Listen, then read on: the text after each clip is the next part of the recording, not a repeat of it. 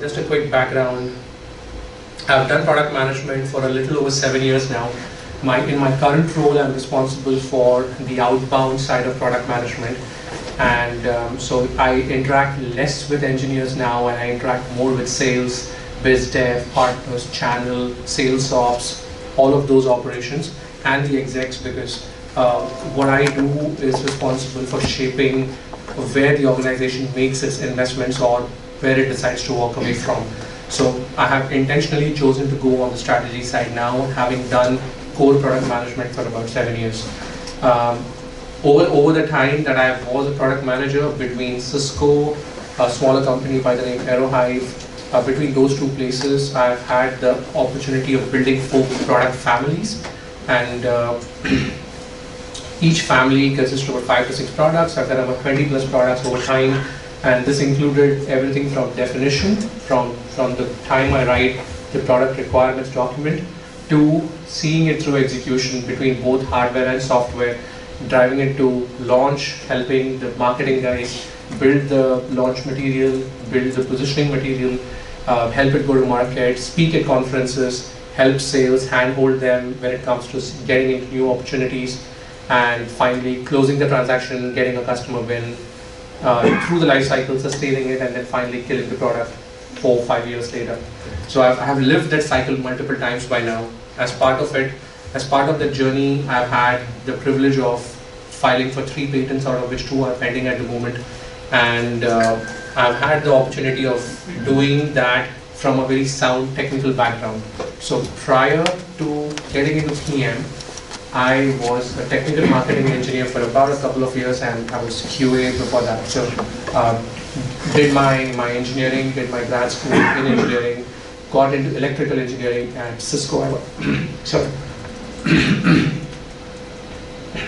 I was a QA at Cisco, did that for about 2.5 years, and that's what made me, made me consider it. It made me think if I wanted to do something other than product management, something other than QA, and that's when I said, okay, product management is a great end goal, but I don't have the skills to get there. I want to get there, so how can I get there? But as I spoke to people, I learned that you can either do an MBA, or you could pick one of these intermediate roles that will help you get there. So technical marketing was that role for me.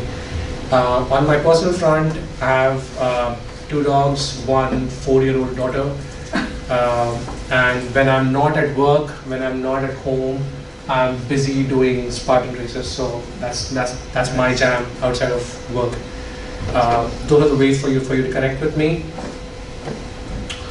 I briefly touched upon this so far. So yeah, when I started off, I did QA, and I wanted to do product management. I didn't want to put the time and the money to go into MBA. I still aspire to do an MBA someday. I just don't have a strong enough reason to do it yet. Someday when I have the reason, I'll find the time and money to go do it.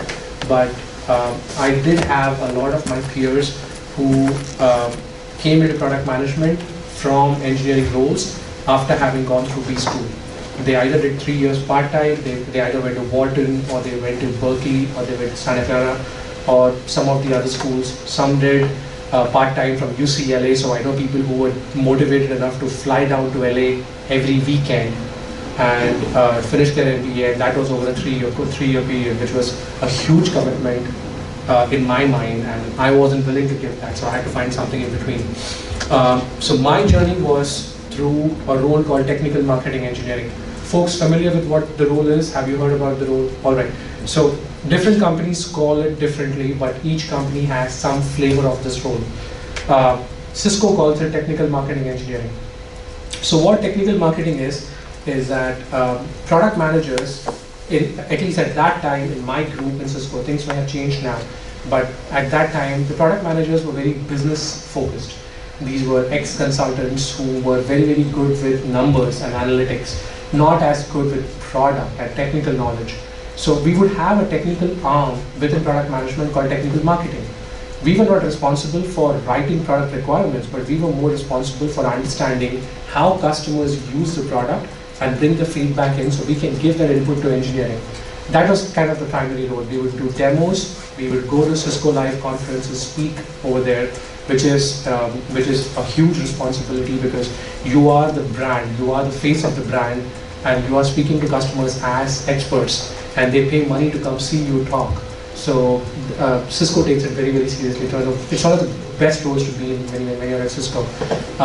So I did that, and about a year and a half into it, I realized I wanted to be a product manager. Now, typically getting into product management, even within a given company from one group to another, sometimes can be challenging if you haven't done product management before. But when you try to transition within the same company for the same product, just because you know the product, the chances of getting in are a little higher because there is a real need that people have. They want someone technical to get into the product and to give them advice. They are so much more business focused that they don't have the visibility of how the product would behave in a big scale condition. If I go in front of a customer and if a customer throws 3 technical questions at me, how do I answer those? That's where technical marketing engineers come in handy, and I use that as my value add when I moved into a product management role. So that is my transition. And what I'm going to talk about today is going to circle around that specific area. How do you make the jump? How do you go from a large engineering organization, depending on companies, depending on the size?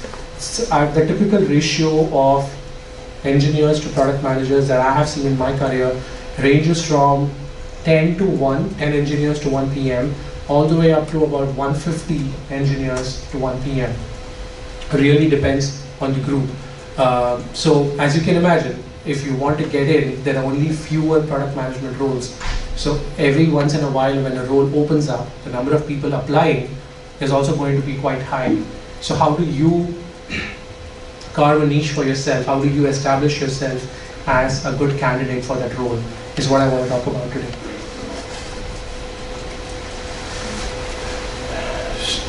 That just talks about the rest of the journey. So the transition happened while I was at Cisco.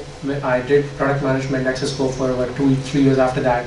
I moved out of Cisco to a wireless company called Aerohive, which is based here in Silicon Valley, South Bay. I did product management there. Over my 4-year time, I rose up the ladder, and when I left Aerohive, I had a team